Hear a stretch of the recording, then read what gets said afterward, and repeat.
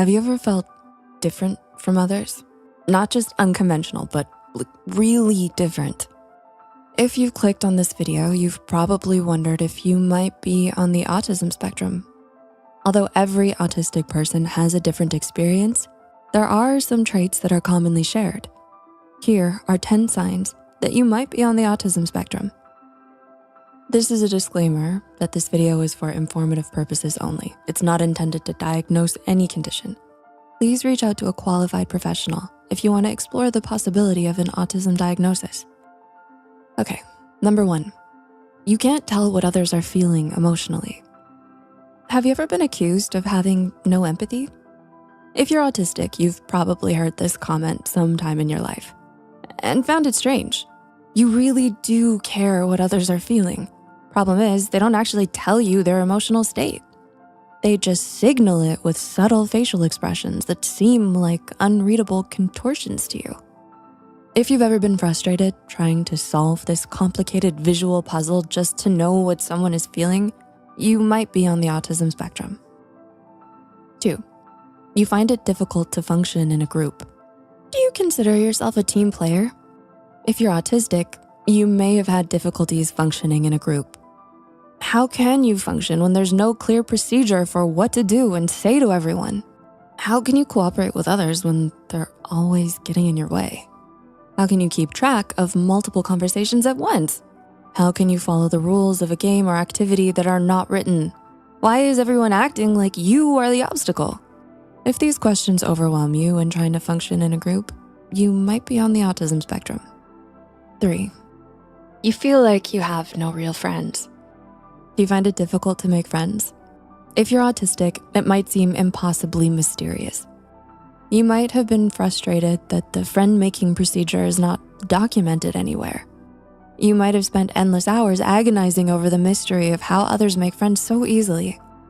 You might have tried to observe and imitate how others make friends with poor results. In any case, if you don't have any real friends, despite your sincerest efforts, you might be on the autism spectrum. 4, you have your own unique way of speaking.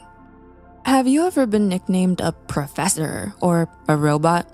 If you're autistic, others have probably noticed that you have your own unique way of speaking. You might speak in a formal way that sounds pedantic or old-fashioned to others. Your vocabulary might be overly sophisticated for the situation. Your tone of voice might sound flat and monotonous. You might have invented your own words or phrases when you found language too limiting to express yourself. These traits are more noticeable and surprising in children, as it makes them sound like adults or experts. If you remember anyone saying that you spoke beyond your years when you were a child, you might be on the autism spectrum. 5, you can't tell when it's your turn to speak. Have you ever interrupted someone without meaning to? If you're autistic, you might find it difficult to tell when it's your turn to speak. In theory, a conversation is a simple procedure. You wait for the other person to stop speaking, then you speak until you're finished. But in practice, things are messier. Sometimes other people pause when they're not finished yet. Sometimes they ask rhetorical questions that they don't expect to be answered. Sometimes they get tired of you speaking and want you to finish your turn, but they don't say it. It's even worse in a group conversation when there are so many people trying to take turns. If you find that you speak over others a lot when having a conversation, then you might be on the autism spectrum. 6, you don't know what to talk about when having a conversation. Does having casual chit-chat feel exhausting and confusing? If you're autistic, conversations don't come naturally. You might be completely at a loss for what to say. When you do speak, others might find your remarks rude, naive, or embarrassing. They might feel that you're always talking about a topic that only you find interesting. They might complain that you discuss unfamiliar people, places, events, or topics without explaining what they are. Even worse, when you try to initiate those who are more successful at small talk, you discover that what worked for one conversation is inappropriate for a different conversation. If you find that you have more conversational failures than successes, you might be on the autism spectrum.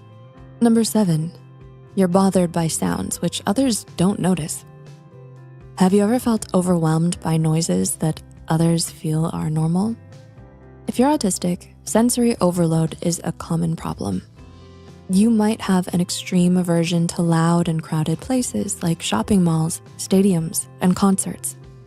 But even in common settings, you might be uncomfortable with everyday noises like ceiling fans, fluorescent lights, faucets, and fridges. You might wonder how other people get along without being continually distracted and annoyed by these sounds. If you feel like the world is always too noisy, then you might be on the autism spectrum. 8, you're good at noticing and memorizing details. Have teachers ever praised your eye for detail? If you're autistic, you're more inclined to focus on the details rather than the overall idea. You might be good at noticing specific pieces of information that others don't perceive, like catalog numbers, dates, or car license plates. Your memory might also be very suited for recalling large lists of facts. However, this can come at the expense of deeper understanding. If you have a good perception and memory for details, but others say you miss the bigger picture, you might be on the autism spectrum. 9, you understand language literally. Do you ever wish that people would just say what they mean and mean what they say? If you're autistic, much of human speech sounds like nonsense. Jokes, sarcasm, metaphors, and figures of speech are all different ways of saying deliberate nonsense. Implications, rhetorical questions, and politeness are other ways that people don't say what they mean. Problem is, you're not a mind reader. Words have specific meanings, so when other people use words to mean other things, you might be left confused and annoyed. If you take everything literally and misunderstand what people are really trying to say, you might be on the autism spectrum. And number 10, you hate changes of routine. Are you invested in the way you do things? If you're autistic, your routine has great emotional value. You might have a very rigid daily routine with every activity marked down to the minute. You might feel the need to plan everything you do in advance. As a child, your playtime might have been highly structured and repetitive. Most importantly, how do you feel when other things disrupt your routine? If you feel greatly distressed when things don't go to plan, you might be on the autism spectrum. Do you relate to any of these? Let us know in the comments below.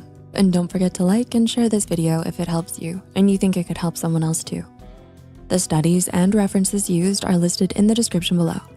Don't forget to hit the subscribe button and notification bell icon for more videos. Thank you for watching, and we'll see you next time.